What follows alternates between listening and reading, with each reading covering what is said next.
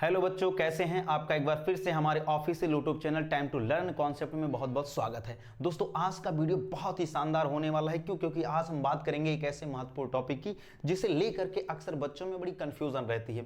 वो सोचते हैं यार इसका पैसिव वॉइस बनता है कि नहीं बनता है, बनता है तो कैसे बनता है। तो आइए जानते हैं इन्हीं सारे सवालों का जवाब। और आप देखेंगे कि यहाँ पर हम एक एक करके सारे कॉन्सेप्ट को बहुत ही अच्छे तरीके से समझा रहे होंगे।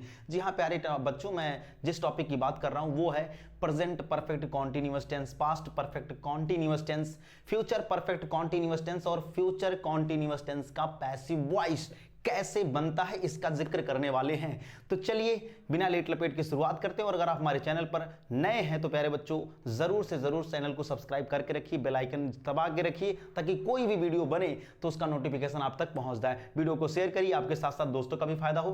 तो चलिए बिना किसी लेट लपेट के शुरू करते हैं। तो आइए देखते हैं।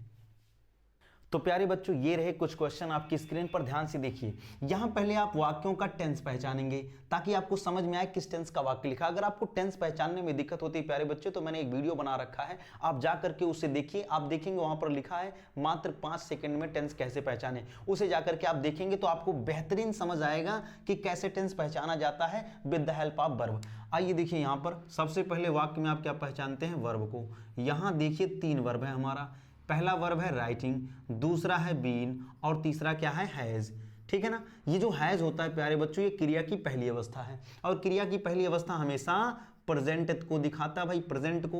बीन ये थर्ड फॉर्म ऑफ वर्ब है तो ये हमारा चला जाएगा परफेक्ट में। ठीक है ना, तो प्रेजेंट परफेक्ट हो गया। और कॉन्टिन्यूअस क्रिया की पहली अवस्था में आईएनजी, ये हमेशा क्या बताता है भैया? कॉन्टिन्यूअस। तो ये जो हमारा वाक्य हो गया ये किस टेंस का हो गया? प्रेजेंट परफेक्ट कॉन्टिन्यूअस टेंस का। आइए इसका पैसिव वॉइस बनाते हैं। तो हम सबसे पहला काम क्या करते हैं प्यारे बच्चों? ऑब्जेक्ट और सब्जेक्ट वेरीफाई कर लेते हैं। तो ये हमारा हो गया ऑब्जेक्ट। ठीक है ना। इसका सब्जेक्ट क्या हो गया प्यारे बच्चों? ये हो जाएगा रोहन। ठीक है ना, ये हमारा रोहन क्या हो गया? सब्जेक्ट। जब हम पैसिव वॉइस बनाते हैं तो क्या करते हैं? इसी ऑब्जेक्ट को ही सबसे पहले ले आकर के लिख देते हैं।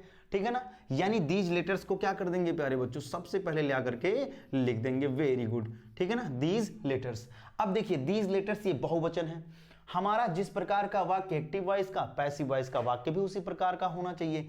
ठीक है ना। ये देखिए लिखा प्रेजेंट परफेक्ट कॉन्टिन्यूअस में, तो हम प्रेजेंट यहीं से ले लेते हैं, कॉन्टिन्यूअस यहीं परफेक्ट यहीं से ले लेते हैं। कॉन्टिन्यूअस के लिए आगे देखते हैं क्या आता है क्या नहीं आता है। ठीक है ना, तो हमारा प्रेजेंट यहीं से मिलेगा। ये बहुवचन है प्यारे बच्चों, हैज या हैव में से कोई एक आएगा तो ये हो जाएगा हैव। समझ गए ना। और यहां देखो परफेक्ट के लिए हम यही उठा लेते हैं बीन, कोई दिक्कत। ये प्रेजेंट हो गया, ये परफेक्ट। अब मुझे कॉन्टिन्यूअस दिखाने के लिए एक नए वर्ब की आवश्यकता होगी। क्यों? क्योंकि ये राइटिंग ये मेन वर्ब है, ये आगे चल के पैसिव वॉइस का थर्ड फॉर्म ऑफ वर्ब बन जाता है। तो इसका उपयोग तो कर नहीं सकते हम, क्योंकि अगर इसका उपयोग साफ साफ कर देंगे तो फिर गड़बड़ हो जाएगा, पूरा अर्थ का अनर्थ हो जाना तय है।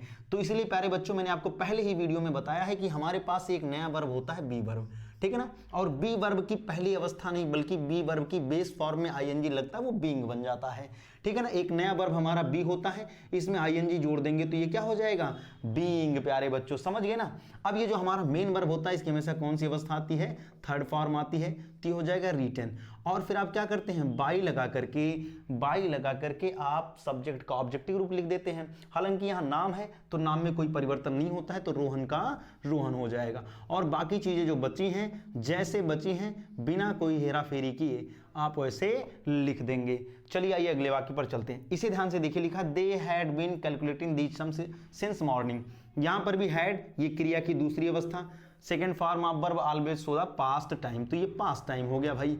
Been third form of verb always show the perfect action, तो ये हमारा हो गया परफेक्ट।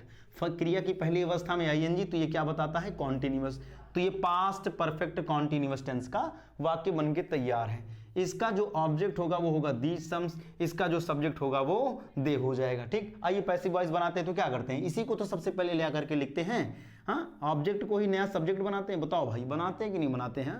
जोर से बोलिए। अरे ऐसे खाली बैठो ना, बोलते ही रहो। दीज सम्स बहुवचन है तो बहुवचन हो चाहे एक वचन कोई फर्क नहीं पड़ता, हैड का हैड ही रह जाना है, तो यहाँ हैड हो जाएगा। ठीक। यहाँ बीन है, बीन लगा देंगे। ये पास्ट हो गया, ये परफेक्ट हो गया। अब मुझे कॉन्टिन्यूअस दिखाने के लिए एक नए वर्ब बी की आवश्यकता होगी, लेकिन कॉन्टिन्यूअस के लिए आईएनजी फॉर्म चाहिए जो कि बीइंग आ जाएगा। और जो एक्टिव वॉइस का जो हमारा मेन वर्ब होता है उसका थर्ड फॉर्म यूज कर लेते हैं हम, कैलकुलेटेड। कैलकुलेटेड और फिर बाय लगा करके आप क्या करते हैं, सब्जेक्ट का ऑब्जेक्टिव केस, सब्जेक्ट है दे का ऑब्जेक्टिव केस क्या होता है, आप कहेंगे सर यहाँ देम होता है, और बाकी चीजें जो बची हैं आप उसको क्या कर देंगे, ऐसे लिख देंगे, ठीक है ना।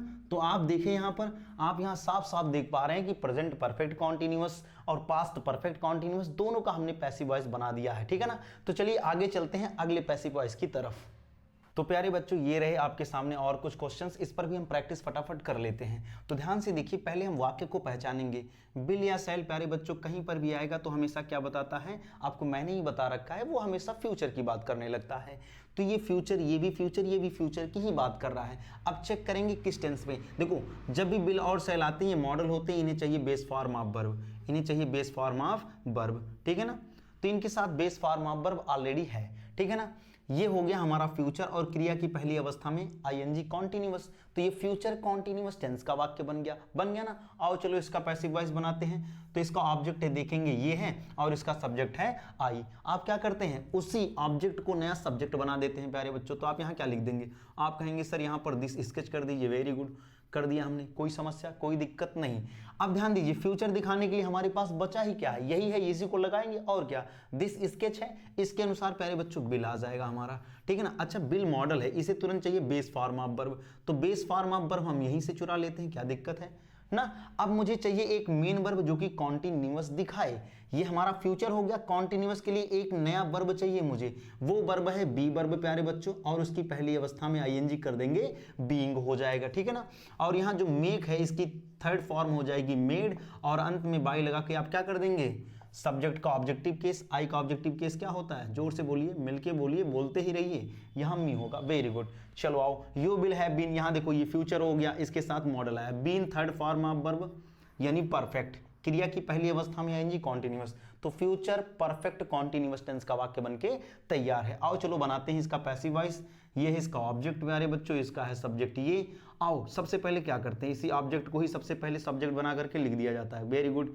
यहाँ देखो बिल लगा देंगे क्योंकि फ्यूचर की बात है, अगर फ्यूचर है तो मॉडल होगा, मॉडल के बाद क्या चाहिए, बेस फॉर्म ऑफ वर्ब, हालांकि बेस फॉर्म हमारा क्या आ गया है, आ गया, वेरी गुड, ठीक है ना। परफेक्ट दिखाने के लिए हम यही बीन ही ले लेंगे, लेकिन मेन वर्ब की जब बात आएगी तो एक नया वर्ब आ जाएगा, वो बी, और वहां लग जाएगा बीइंग। देख रहे हैं प्यारे बच्चों, हमने आपको जो कॉन्सेप्ट पहले वीडियो में समझाया वो अभी तक लगातार काम करते आ रहा है। मैंने आपसे पहले ही कहा था कि कॉन्सेप्ट पर ही लगातार चर्चा करेंगे, कोई रूल रेगुलेशंस की बात एकदम नहीं होने वाली है।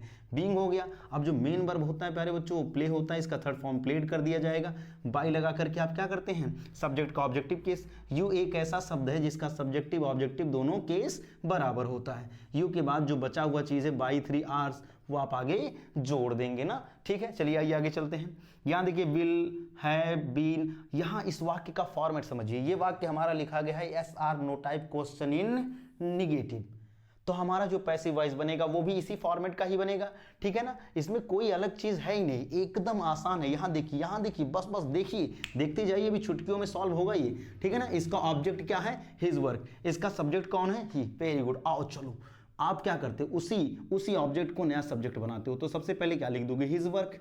लेकिन आप कहोगे सर ये तो yes or no type question in negative है, इसको भी वैसा बना दो। क्यों नहीं बनाएंगे भाई, बिल्कुल बनाएंगे। फ्यूचर हम यहीं से ले लेते हैं, फ्यूचर हो गया, कोई दिक्कत।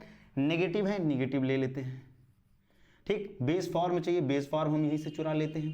परफेक्ट के लिए भी हम यहीं से ही ले लेते हैं, कोई समस्या कोई दिक्कत नहीं।